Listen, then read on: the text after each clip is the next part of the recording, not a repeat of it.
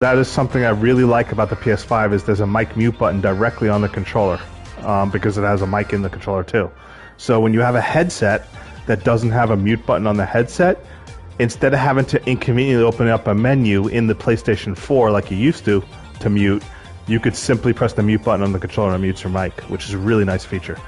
I've been meaning to talk about the DualSense controller, and the best way to show off the DualSense controller, of course, is the Astro Playroom, which takes you through its features.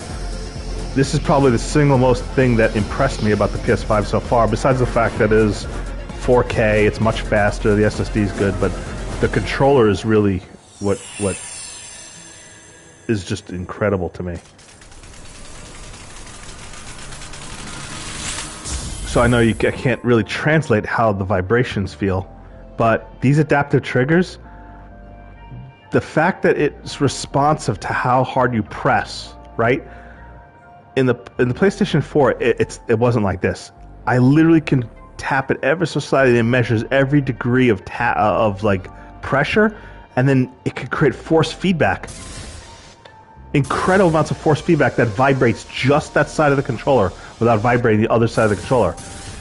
It's hard for me to describe, but my whole finger, okay, so my left hand and my right hand are both on the controller. I have all 4 fingers on these triggers. You see I'm pressing right here? And yet, when I just press my middle finger on this, only that middle finger vibrates, and I can feel my right hand vibrate without my left hand. And if I do the same with the other hand, now both sides of the controller are vibrating. Even more than that, the feedback you feel in that trigger, the way it vibrates the trigger and creates pressure and like resistance and variable resistance is really, really impressive.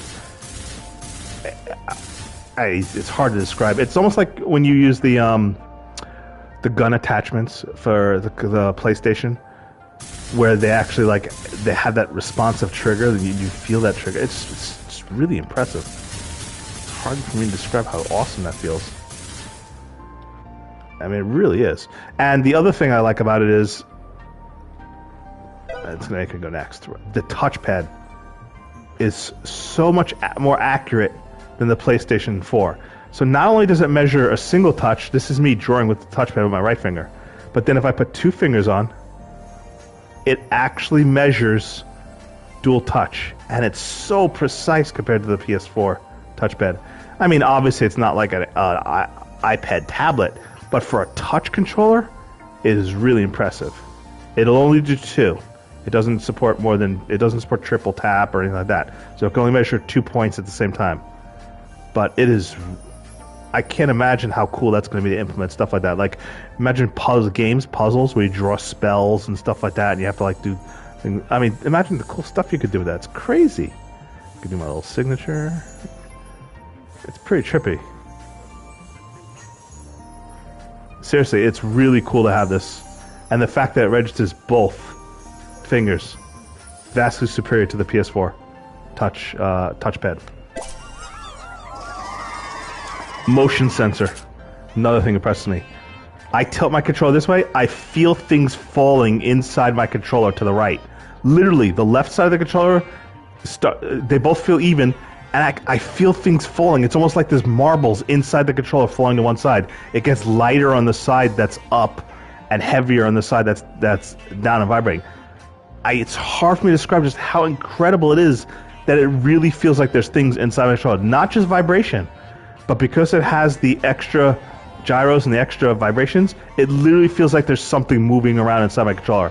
It feels like I could feel little objects like sand falling from side to side. It's crazy. It's so hard to describe just how much of that.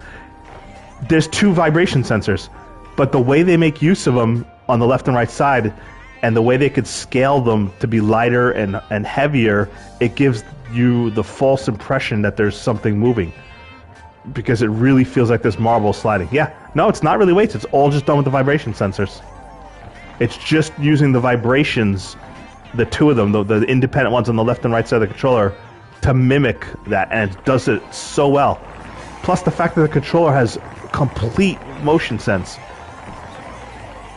I'm holding it upside down right now, literally spinning it both ways.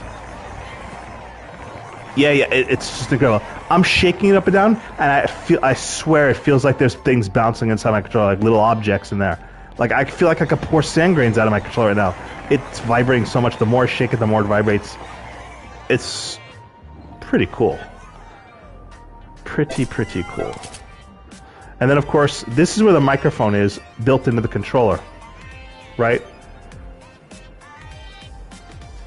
The controller has a microphone built in, and this allows you to have games on the PS5 where even if you don't have a headset, it'll translate your voice into the game. You can spoke commands, be more interactive with games. And then, of course, the mute button mutes it for here and for, you know, the headset as well. And, of course, the speaker in the controller is pretty decent, too. Better than the PS4 speaker, as far as being more clear and the sounds that can come out of it. It's just awesome. It really is. I'm just totally geeked out about this controller.